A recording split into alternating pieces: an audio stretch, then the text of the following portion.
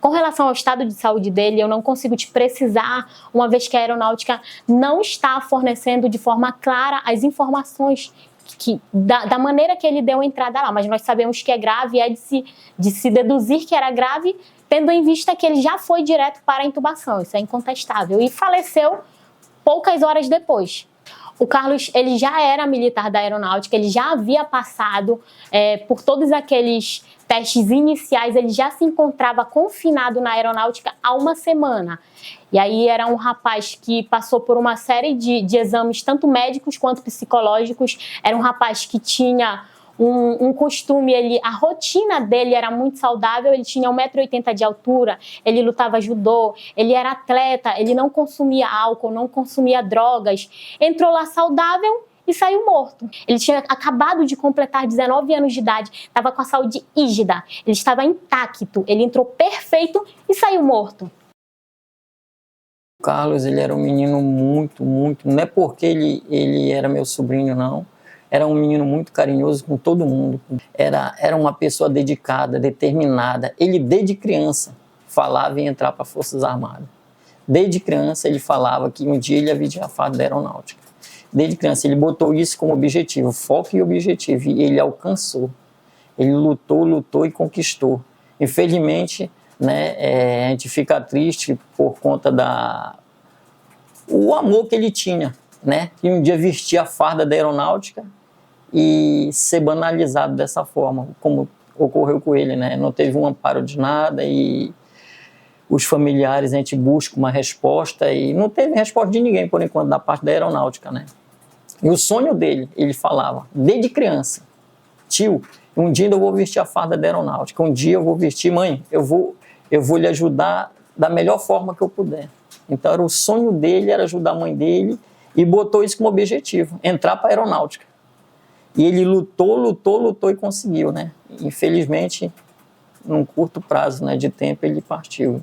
Mais ou menos uma semana só para chegar na situação que chegou e a família está esperando uma resposta. Até então, ninguém se manifesta, ninguém fala nada e a gente está só querendo saber da verdade, somente a verdade, porque um jovem cheio de saúde, cheio de sonho, né?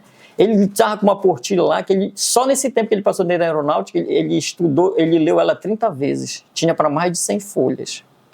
E ele fazia a leitura dessa apostila, o quê? Estava se aperfeiçoando, lutando para melhorar o conhecimento dele, né? Então ele tinha um objetivo. Ele disse, tio, essa farda é tão linda essa farda, tio. Um dia o senhor vai me ver dentro dela. Então ele tinha amor por aquela... Ele botou isso mesmo como objetivo e alcançou, né? E alcançou. Infelizmente, os planos dele foi frustrado, né? E de uma forma que, se ele tivesse hoje vivo, eu acho, no meu ponto de vista, ele recuaria. Ele não seguiria mais em frente. Por quê? Porque ele ia ficar decepcionado com aquela força aérea, que era o sonho dele desde criança, banalizar a situação como eles estão banalizando. Então isso é muito triste mesmo. Então a gente, como família, a gente só quer saber da verdade. Nada mais do que isso, só a verdade. Que eles venham chegar e falar a verdade, não ficar inventando história. Ah, porque ele teve uma crise de ansiedade, depois ele fez uma refeição e passou mal e foi parar no hospital. Por último, não, ele já estava com Covid alguns dias.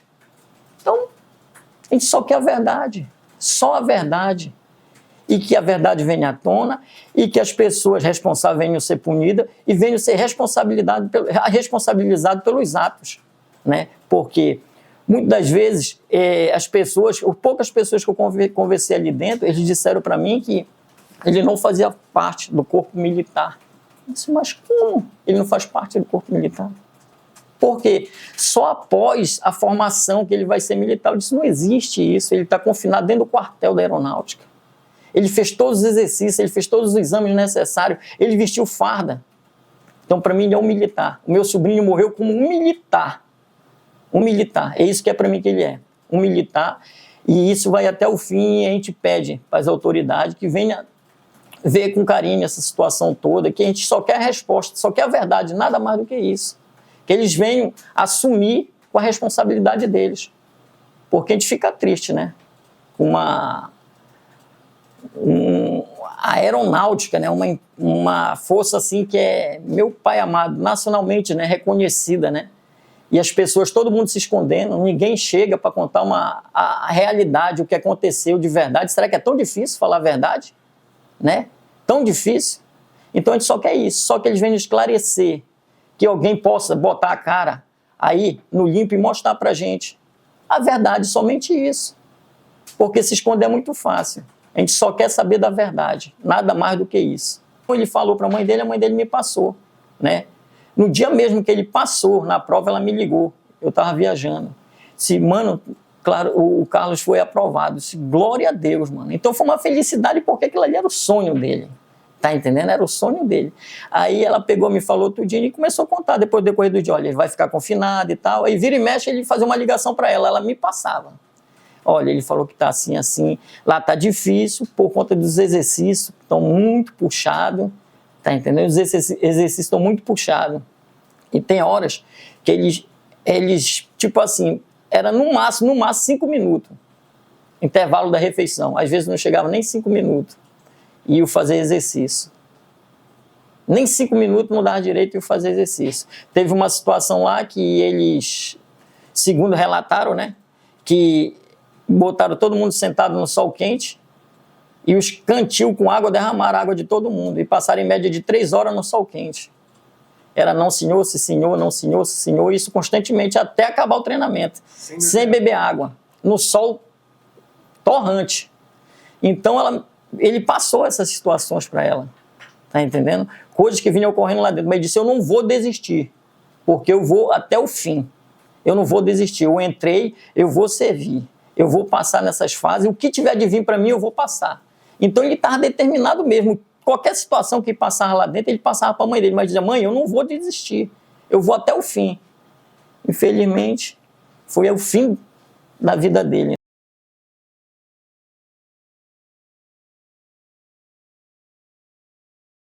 Eles faziam flexões, né? Corriam, até onde eu sei, eles corriam, faziam flexões, mas só que eu acho que em horários impróprios, porque você fazer uma refeição, qualquer ser humano, come uma coxinha e toma uns copos de suco e vá fazer flexão. Faça 10 que você vai ver como é que você já vai se comportar. O seu corpo ele já não aceita. Você começa já, tá entendendo, passar meio mal. É importante destacar também que nós estamos falando de uma instituição aeronáutica. Nós não estamos falando de qualquer tipo... Ali as pessoas, em que pese serem preparadas, que passarem por treinamentos de guerra, a gente precisa analisar que tipo de treinamento de guerra é esse e se esse treinamento tem limite. E se existem limites, esses limites estão sendo respeitados? Nós estamos aqui diante de um caso de um jovem que entrou com a saúde mental e física intacta e saiu morto em um curto período de tempo, 1 semana. O que aconteceu durante esse prazo que é tão pequeno? É isso que causa estranheza na família. Com relação ao tipo de treinamento que ele passava, fica esse questionamento, inclusive, para a aeronáutica. Quais são os treinamentos? Quem é o responsável por passar esse treinamento? E esse treinamento, ele respeita os mandamentos constitucionais? Porque, assim, nós entendemos que eles estão sendo preparados para a situação de guerra, mas eles não estão em situação de guerra. Nós estamos falando de preparação. Nós temos ali toda uma junta médica. Será que essa junta estava ali de plantão para o caso de alguém chegar no limite e passar por uma situação dessa? Por que ele precisou ser levado ainda ao hospital? Eles não têm controle do tipo de treinamento? Que tipo de treinamento é passado? É respeitada a dignidade humana dessas pessoas? O médico responsável pelo plantão naquele momento não quis assinar o laudo para liberação do corpo. É um direito da família receber a roupa. E eles não receberam a camisa. A aeronáutica foi lá, ok, atestou, não sei o que, óbito, e devolveram só a calça e o tênis. Por que não devolveram a camisa? O que aconteceu com essa camisa? É prova também, a família quer. Somente deram a calça, né, e a bota, não foi uma bota. A minha irmã falou, quando ela chegou no hospital já para visitar ele, né, que ela achou que ia encontrar ele lá para conversar com ele, chegou lá, já estava entubado, já não conhecia mais, não abria mais o olho. Já estava ali, já no estado, já que não tinha mais jeito. E ela disse que presenciou, ele soluçava e saía aqueles golfos de sangue da boca dele. Várias golfadas de sangue. Ela perguntou lá, por que estava ocorrendo aquilo? Não, porque ele mordeu a língua. Mas como? você morder a língua e vai fazer aquele bando de sangue saindo ali sem parar. A família tem registro, inclusive, do momento em que ele já estava morto na capela da aeronáutica, tem marcas de sangue saindo do nariz, do olho, da boca. Então, é no mínimo uma morte suspeita. Então, é nesse sentido que a família busca o apoio da mídia, para ver se a gente consegue ter esclarecimentos. Porque eu, enquanto advogada, não estou conseguindo. Para conseguir liberar o corpo para o IML, que é o instituto responsável por investigar a causa da morte, eu tive muitos embaraços. Eu tive ali perder pelo menos 2 horas de tempo para conseguir levar o corpo dele para lá. E dentro desse interim, chegou o carro do IML, ficou lá, o médico responsável pelo plantão naquele momento não quis assinar o laudo para liberação do corpo. Eu tive que falar com a tenente que estava fora do hospital naquele momento, em uma situação grave daquela acontecendo. Não tinha um responsável para liberar o corpo. Nós tivemos que aguardar em torno de 2 horas. Chegou o carro do IML, ele foi embora porque eles não podiam mais esperar. Eles já estavam lá em torno de 1h30 esperando. E aí só então, depois de a gente ameaçar, chamar a mídia, é que eles do nada apareceu um monte de gente responsável e a gente conseguiu liberar o corpo. A família não teve apoio da aeronáutica quando foi velar o corpo. A família, quando recebeu a roupa dele, que é um direito da família, é uma prova, ela só recebeu o tênis e a calça. Por que não deram a camisa? O que aconteceu com a camisa desse rapaz? E dentro de um saco de lixo ainda, né? Dentro de um saco de lixo, que é o saco preto de botar lixo, porque ele tinha que vir no mínimo na bolsa dele, né? Na Força Aérea, né? Dentro do saco de lixo amarrado, pensou? E a minha irmã estava lá das 3 horas da tarde até 3 horas da madrugada, que foi quando a doutora chegou por lá, não foi, doutora? Conversaram com a senhora, sem água, sem café, e disseram para ela não se aproximar do corpo porque ele tinha falecido com Covid. Quando eu conversei com o jurídico da aeronáutica, eles chegaram a falar sobre a realização de testes e tudo mais. Mas não ficou claro para a família, porque eu nunca ouvi relatos de que a Covid gerava hemorragia. E foi o estado, isso a gente não está falando, a família fotografou o estado em que ele estava na capela. E ele estava de uma forma, no mínimo, estranha. E foi isso que gerou o inconformismo, o questionamento, e atrás disso que a família busca respostas. É importante destacar que o Carlos Eduardo, ele era atleta. Ele praticava artes marciais, ele estava se preparando já havia muito tempo para passar por esses testes. Então, ele tinha 1,80 m de altura, um rapaz com 19 anos, que passa por toda uma junta médica de uma instituição extremamente respeitada, como é a aeronáutica, e foi considerado apto para entrar no confinamento. Ele estava há 1 semana sendo confinado, porque já tinha sido considerado apto, ele já havia sido aprovado ele era um militar, morreu dentro de uma instituição militar, fazendo treinamento militar, e não pode ficar assim. A família não deveria estar à mercê, a família não poderia estar nesse abandono todo, com essa ausência de informações. Eles chegaram até a falar para minha irmã, né, que eles iam dar todo o suporte necessário. Não deram nenhum suporte de nada. Não chegaram nem água, nem café ofereceram para ela. Não chegaram nem para a família para desejar meus pêsames. Não, ninguém. Saiu com o corpo, não apareceu ninguém. Foi como se estivesse levando um cachorro dentro de uma lata de lixo para ser jogado num terreno baldio. Então isso aí que deixa a gente indignado. Tá entendendo? Um menino que tinha um sonho de viver uma vida militar dentro da aeronáutica, um negócio assim para ele que era sobrenatural, sabe? E foi banalizado dessa forma. E o Carlos Eduardo, ele era arrimo de família, né? Ele era filho único. Ele era o responsável pelo sustento da mãe dele. Esse era, de acordo com o que o familiar está relatando aqui, esse era o sonho dele. Era seguir nas Forças Aéreas, porque é uma perspectiva de vida para um jovem da idade dele, ali saudável, que vislumbrava aquilo como uma forma de realizar os sonhos da mãe dele, de um dia ver ela bem. Que infelizmente acabou em 1 semana.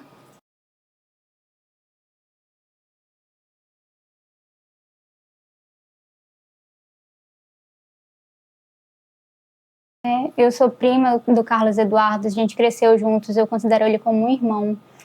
Desde novo, ele sempre teve o sonho de entrar nas Forças Armadas. Ele sempre foi uma criança, um adolescente, um jovem que praticava exercícios físicos. Ele fazia jiu-jitsu, ia para a academia, fazia treinamento com os amigos que também queriam entrar para as Forças Armadas.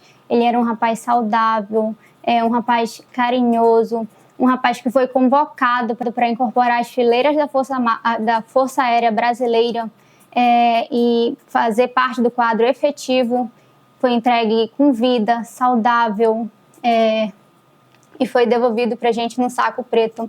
E hoje, se alguém vier para mim perguntar por que o teu primo morreu, qual foi a causa, eu não sei responder, porque a Força Aérea Brasileira ela não nos deu esse esclarecimento, e a gente está vindo aqui para ter esse esclarecimento, para saber o que de fato aconteceu com Carlos Eduardo. Contradições no relato, né, dos militares que conversaram com a gente. Infelizmente, o caso do Carlos Eduardo não é o primeiro dessa natureza, né? Constantemente nós vemos militares, membros dessas corporações, com esse tipo de denúncia, né? Os que não vão a óbito, né? Que ainda conseguem denunciar e falar por si, né? As denúncias são horríveis. Infelizmente, hoje, né,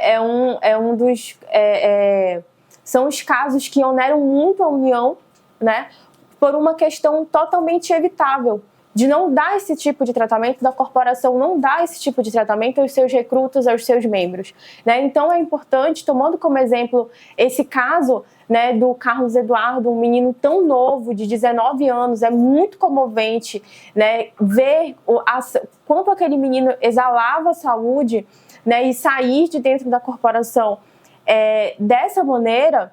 É muito triste, é de fazer com que a própria entidade, o próprio órgão, a própria corporação se repense enquanto os seus métodos de formação para essas pessoas, né? Porque estão lidando com pessoas que têm sonhos, meninos, né, com menos de 20 anos que estão iniciando a vida, são jovens que sonharam a vida inteira de estarem lá, né? E principalmente também, não somente o atendimento em relação a eles, o tratamento deles, mas também com as famílias, né, quando acontece esse tipo de caso.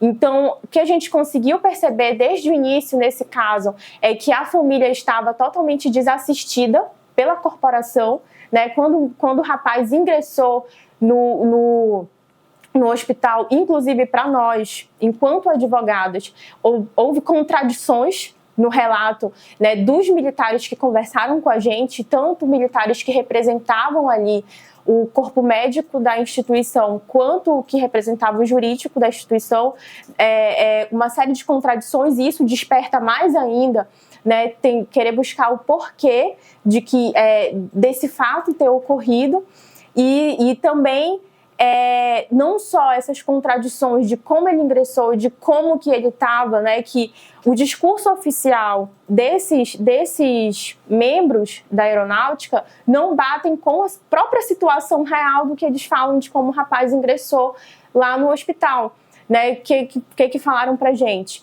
Que ele estava que ele tinha acabado de... Na verdade, foram argumentos totalmente desencontrados. Primeiro era uma crise de ansiedade.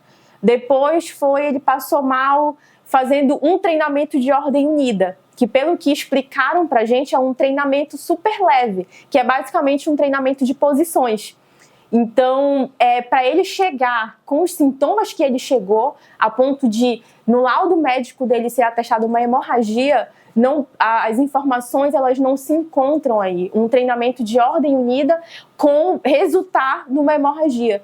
Então, as próprias informações dadas pela instituição são extremamente desencontradas. Então, além das informações desencontradas, né, o tratamento ruim, de não terem assistido a família no momento do fato, todas as dificuldades colocadas, né, que vale ressaltar que nós viramos a noite de quinta para sexta-feira para tentar, né, fazer com que o corpo dele fosse enviado pelo IML, porque a aeronáutica já tinha colocado vários empecilhos para que isso acontecesse.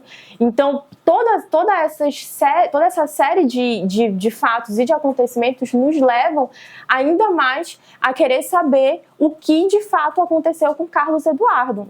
O laudo foi uma situação extremamente ruim, embaraçosa para a gente conseguir obter o laudo, porque nós chegamos na aeronáutica por volta de 6 horas da manhã, depois de termos passado pelas delegacias, né, para poder encaminhar o corpo para que finalmente a aeronáutica encaminhasse o corpo do Carlos Eduardo para o IML, e chegando lá, um rapaz que morreu 12 horas atrás do período que nós estávamos lá, né, só para constar. não tinha laudo de um óbito de 12 horas antes, não tinha qualquer laudo médico de um óbito que já fazia muito tempo, e isso é muito importante enfatizar, porque não é em todo lugar que isso acontece, uma pessoa 12 horas depois da sua morte, né, não ter um laudo médico. E o laudo médico foi feito ali na hora, no início, inclusive, com uma série de erros, não constava o CPF dele, não constava a data do óbito e tudo, e assim, algumas coisas, algumas ocorrências, né, que aconteceram ali com ele, mas não definindo uma causa morte. E entre as ocorrências estava uma hemorragia. E ao final o que definia era só uma parada cardíaca, mas não uma causa morte mais explicada. Então, ainda até o laudo médico, né, ainda era um documento obscuro para a gente conseguir entender o que de fato aconteceu com o Carlos Eduardo. A última mensagem que o Carlos Eduardo ele mandou foi para a mãe dele na quarta-feira, antes do óbito. Ele mandou assim à noite: ora por mim, mãe, está muito difícil aqui. E depois de algumas horas, lá para umas 9, 10 horas da noite, ele fez o último post dele no status do WhatsApp. Foi vivo, uma tela preta e essa palavra, vivo. E depois de menos de 24 horas, 7 horas da noite da quinta-feira, ele já estava morto. O que será que ele estava passando? Realmente não estava fácil. E que tipo de treinamento é esse? É um treinamento humano? Eles estavam testando o quê? Força ou testando a vida da pessoa? Essas foram as últimas mensagens que o meu primo mandou para a mãe dele.